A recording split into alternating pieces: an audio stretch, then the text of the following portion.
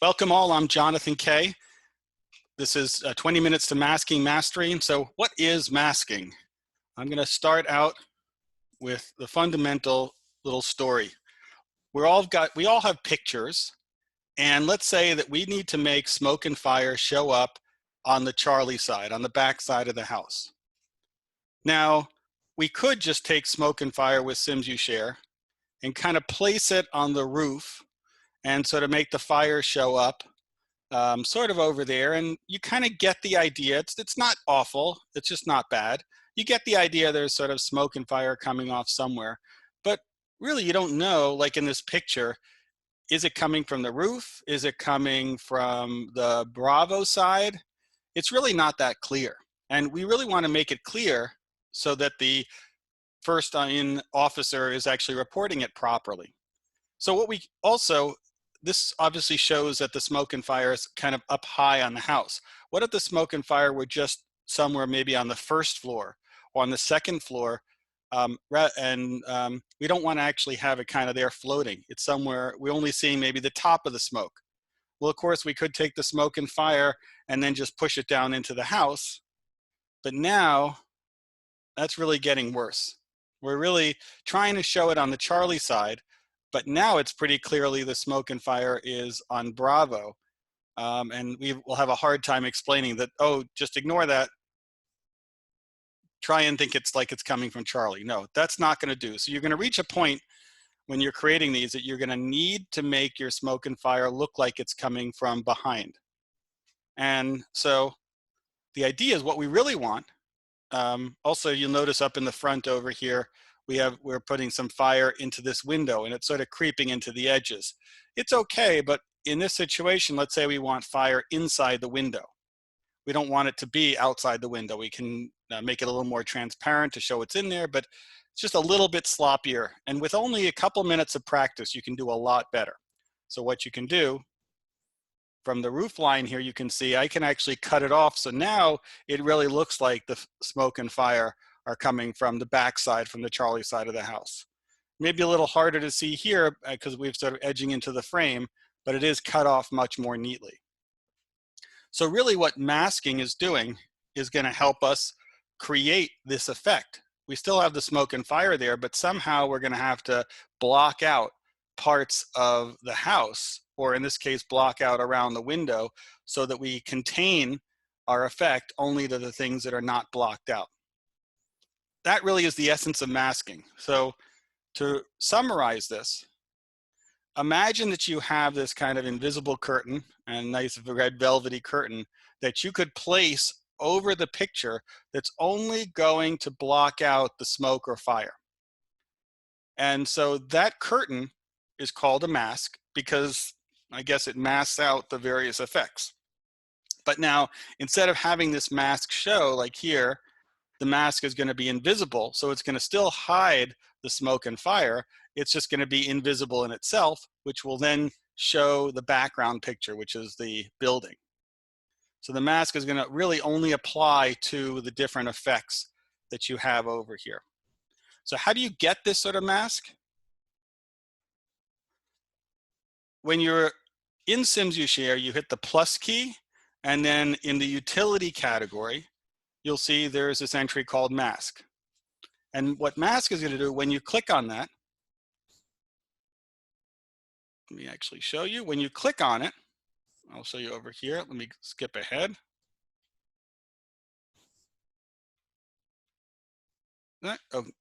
When you click on this, we're going to see how you're going to get a little shape. When you do your masking, what you want to do is you're going to have to say, okay, I'm going to create some kind of shape. So the mask doesn't have to be a rectangle or a square. It's going to start as a square. And you're going to be able to adjust each of the points. But now, great, you can make the shape, but the two critical questions you have to answer when you're masking are which effects do I want to mask? Because right here, we want to mask the smoke and fire, but maybe we do have something on the Bravo side that we don't want to mask. So just putting a mask down doesn't automatically cover. You have to say which specific effects do I want the curtain to apply to. So you say, which effects do I want it to apply to? And then the second thing is, what shape do I, what's the shape of that, what's the shape of that curtain? So when you create the shape, it starts as a square, just 4 points. You're going to be able to, as we'll see, add points to make it more to kind of fit roof lines or any kind of obstructions. And you can actually even gently push push the little points very finely, or using your mouse, click and drag them into place. And essentially the key thing about a mask is it's going to hide what's inside the shape. So in this situation, it's going to hide the sort of the base of the fire, so only a little bit peeks out, and it's going to hide the base of the smoke, so long as we say apply this mask to those shapes, this mask to those effects, excuse me. So again, we're going to be able to change the shape boundary, because we may want to, like we saw, we may want to have some smoke show out from around the house. So you can see this boundary actually, as we'll see when we do the actual example, how closely it matches the side of the house. Change the shape. And then what you do as well, this is the part about choosing which effect gets masked, which to mask. So you can selectively, with all your different smoke and fire, you can say, I want the mask to apply to X, to Y, or whatever, but they don't apply automatically. And so once we've done that and we play the simulation, you'll see we get a nice boundary here. We have a little bit of the fire and the smoke peeking out, and this is much more clearly showing that that it's happening on the Charlie side. And so now this can happen anywhere on the house. So let's take a look at what this is like in practice. So I'm going to go back here. I bring in, let me get rid of our presentation timer. Here is the house. So the first step I'm going to do is to go and put some smoke in. I'm going to go and let's just say put turbulent smoke. I'm going to put it up here. And now I don't want it to float. I'm going to push it down to where I want it to really be on the Charlie side. I can adjust it. But I'm not going to worry about pushing into the house, because I know I'm going to be blocking off this part of the house. So let's say it's going to be that. And now let me go get some fire. I'll just use basic fire here, and I'll size this. And again, if the smoke is a little bit too thick and I need to see the house, I can always use this switch here. That always hides things that are not what I'm currently editing. So I can kind of fine tune how I want this to see, because I really am going to be watching it over the roof line. So I want to kind of think, okay, if it's in that back bedroom window, maybe this is a good representation. I might want to narrow it, might want to do whatever to this. So when I'm done editing that, I've got those two shapes. So now is when the time for the mask. I click on plus, I go to utility, and I say mask. So here the mask shows up as a square. This big diamond is really just a way to grab it, because you could grab it on the edges, but especially on the mobile device, it's hard to actually click on the edge. So this diamond is just make it easier to have something to click on. So when I click on it, now I'm editing the mask, and I'm going to bring it over kind of to the area that I want to start. So now this would only be a square. So what I need to do, remember the two steps are, what do I want to mask? Which do I want to mask? So I'm going to go to the pencil tool. I'm going to say which to mask. And so here is where I say, okay, I want this turbulent smoke and I want the basic fire. And the second step is going to be the mask boundary. Click that again, mask boundary. And now here's where I get these shapes that these points that I can move around. So I might say, hey, look, I'll just do it like this. I can't see the roof line, so let's use our tool here to hide that. So I'm going to go, I get that roof, I get that sort of corner of the roof. I'm here. So that's not a bad start. And if I hit done, and now if I hit play, we'll see. Not bad, but if you see here, like underneath the eaves, you can see we've got a little bit of leakage. It's a little bit weird. We really should be able to see. If there's smoke there, we should be able to see it, and we're not. If you think about it, what's happened, if I click on the mask, as you'll see, it's masking everything from that edge of the roof downward. What I really want to do is push this mask inward a little bit. So what I do is I've clicked on the mask, I go to the mask boundary, and now I can't move this in without changing the line. So what I'm going to do, without actually changing where this is. So I'm going to hide the other elements, and now I'm going to use, notice over here, mask boundary, I have plus to add points, minus to remove points that are selected. And then if things get all messed up, I can always return to a square. Let's say I have like 60 points and I want to just say, oh, I'm not getting it. Let me just go back to the 4 points. So that's what this 4-point thing is. But in this case, I want to add points. I'm going to click on plus, and then I'm going to just click somewhere near. It's going to try and figure out what's the closest 2 points and trying to add an edge in. So what I'm going to do is I'm just going to go and move that in place. Now, what I mentioned about nudging on the keyboard, I can actually just gently nudge with up arrow, down arrow, left arrow. And if you see very carefully, it moves the point over. If you want big changes, just use your mouse. You can also, little more sort of advanced tip, if you hold shift down, the shift key, and then press the arrow, it moves in 5-pixel increments. So individual increments, it just use the arrow key there. And now there's my roof line. I hit done, and now I hit play, and there. Now I could tweak it a little bit. You'll notice, if you look very carefully, I've got a tiny bit of white space, which could actually be a downspout, but it probably is me just not getting close enough, hugging the house close enough. So what I'll do, as kind of a perfectionist, I'll go back in, click on editing that mask, choose mask boundary, and then I'll just kind of just nudge it over into the house a little bit. It's always better from a visual point of view to be a little tighter on the house than being looser, because you don't want the sky to be showing through. And if it's a little tighter, no one's going to really know. So there, now we're a little bit tighter, and that looks pretty good. Now, if you notice over here, we are leaking a little bit.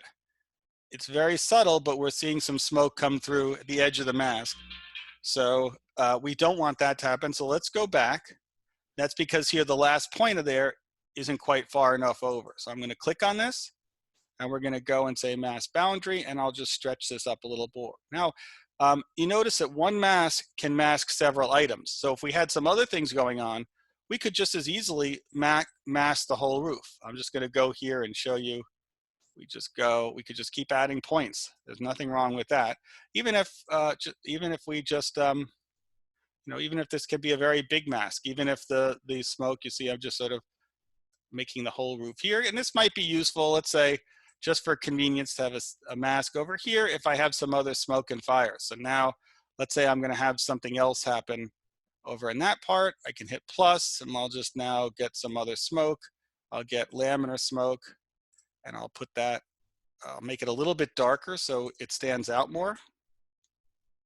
I'll make it a little smaller. And I'll just stick it up over here. So it's sort of just barely touching there. Now, just by virtue of having the mask here doesn't mean that the mask is going to apply to that smoke. So if I hit play, you see the smoke is still in front. I remember I have to say which to mask.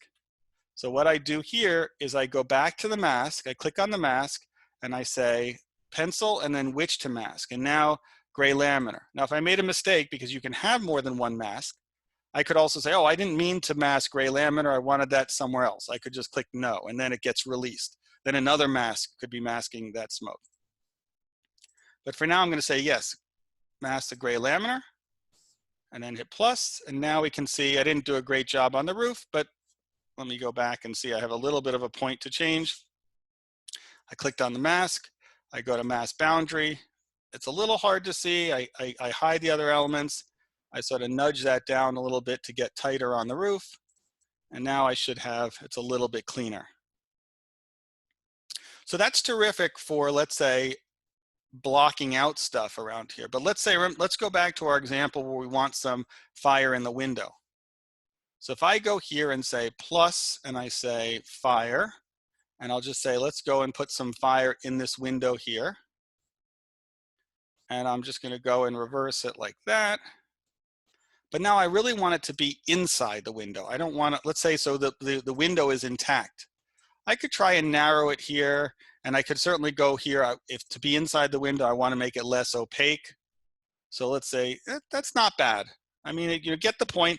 And a lot of times this masking is nice, but if you want to just do something quick and dirty, then you may not need to use masking. But this is okay, but we can do a little better, especially with masking. So if we remember there, that actually looks pretty good. But then when I do the play, you'll see we are kind of edging, we're kind of coming out of the window, which is not good. So now with masks that we've learned, we could block off an area. So let me go here and I'll get a mask. I'll go Utility Mask. I'll click on this and see I could block off an edge pretty easily. Now, before I go and do this, you might say, think to yourself, what, I put the mask over here. I should be all done and I'm just going to block off this edge. So I should be ready to go. But you're probably smarter than me, and so you realize if I hit play, it's still leaking over here because I didn't say which to mask. I sort of have a shape there, but I didn't say which to mask. So I have to click on the mask and then I say, okay, I want to which to mask, and now basic fire. Now notice there's no other elements here available because there's another mask that we've put them under. So if you have sort of a free agent effect, smoke that's not claimed, all the smoke and fire that's not claimed will be available to be claimed. But once you have a mask and say, let me mask this element, then other masks cannot activate, cannot actually apply to it. So this means that you can't have an effect that is masked that's subject to two separate masks. Each effect can only be masked by one thing. So you can have multiple things masked by one, like this house. I'm the house and the smoke. That's the key thing to remember. You can have multiple smoke and fires that are all covered by the same mask. So now if I'm over here and I now have said, yes, mask this. And so if I'm done with that. I hit done and now I hit play and we can see there's a very sharp line. So we've got that pretty well over here. And that's really nice, especially if I want to show it sort of directionally. I can make the smoke here and I don't have to worry, or fire here, and it looks like it's really coming from that edge. So now if I want to now, let's say, get to the other borders, I could start playing with the shape. I did which to mask. I could say which to mask here. And what I can do is I can start just adding points. This is one way of doing masking. But what we'll run into a problem in a moment. See, what I could do is kind of make a really kind of odd looking. Let me go over here. I can make a shape here because I also want I kind of want the bottom to be, I want to mask there. And this, again, so now I've covered, the key thing is I've covered all the places that that the fire would be bleeding onto the window frame. So I've got that, and now it'll be okay. It's a little bit of a weird shape, but it's cut off. You notice it's cut off on the right side and it's cut off on the left, which is pretty good. Let's say though, you notice here it's it's not cut off on the bottom. And let's say I want that window to have really a lot of fire. So I'm going to go and click on this, and I'll exaggerate this for right now so you can see it very clearly. But now I want this fire really to, I want that whole window to be fire. So you'll see the problem that I'm going to run into. It's cutting off the three sides, but it's not the fourth side. So that we could try and do some more gymnastics, but there's an easier way to do it. And maybe some careful viewers had noticed there was something I didn't talk about in the mask, in the menu.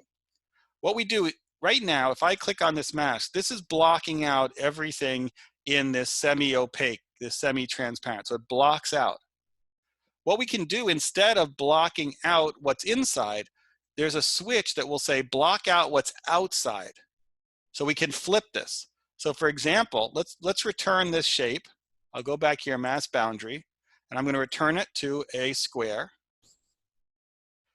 Let's say instead of, if we really want something where we just say confine the effect, and it can be multiple effects, just to inside the shape. See, if I do this like right over here, this is going to confine it to, this is going to block out what's inside the shape. So if you watch over here, just so you'll see this, and then we're going to flip it. So you notice this is kind of what we want in the opposite. It's blocking out everything inside the shape, which is kind of what we did over here. We blocked out everything inside the shape. But if you really want to do something like in Windows or confined to a space, which have all these points, what you can do is you press this and there's a third option, mask type. So mask type by default blocks out things that are inside. But I can go, and then we call that a mask. So we made up another thing called a portal. A portal is just the opposite. We're going to block out what's outside the shape. So now when we have this, and I can still adjust the points the same way, I can add points, I can do everything I can do as I can with the other type, but it's now gonna show in the inside of a shape. So now when I do this, it makes it easier for contained spaces. I didn't do a great job on the left there. So that's really the key. You've got masks, remember which to mask, and then what the shape of the mask is going to be. And using this, you can get your three-dimensional feeling from the picture. You can really place the smoke and fire in the places that you want. Okay, now notice over here this lamppost. We could also mask the lamppost. So, but it's going to be tricky. You see how tricky this over here is. And imagine, you know, we had some smoke. We could actually take a mask out, and you'll see here.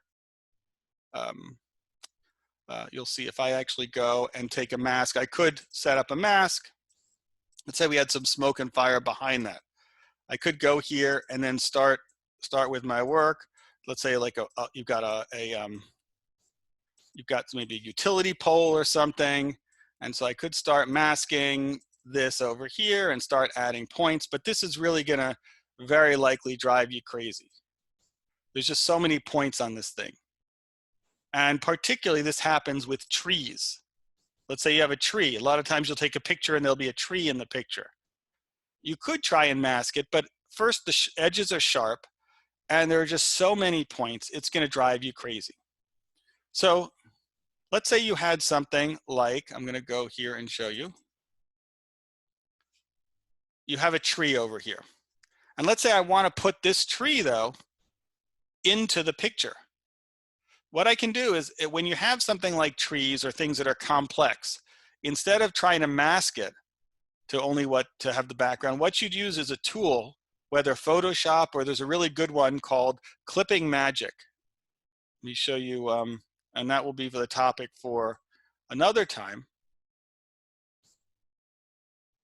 Let me go over here. So just as important to know is when not to mask, okay?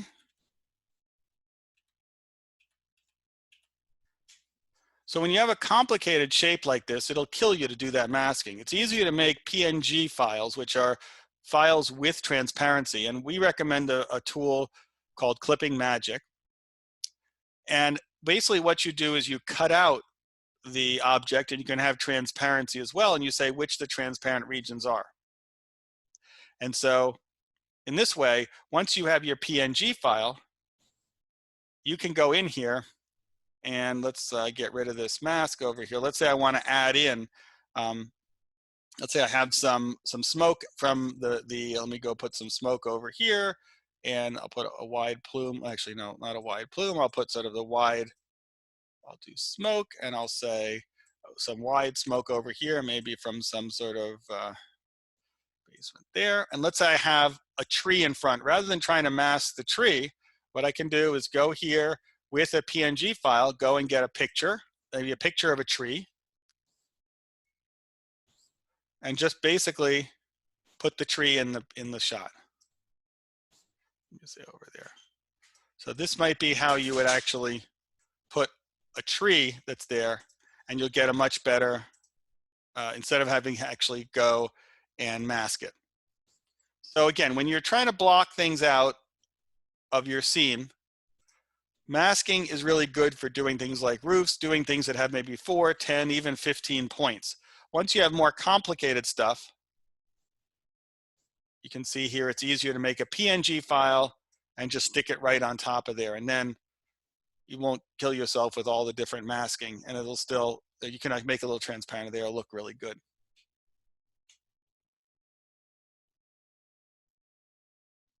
So now we've seen how to do the masking. We've seen how to mask it when it's something that's like a structure or something that has a fair, not too many points.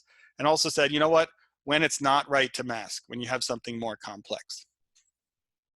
I appreciate your time. I'm ready now for any kinds of questions. I'll see, let's see if anyone has some questions. You can type them in the chat panel. If you'd like to talk, I can allow you to ask your question by voice.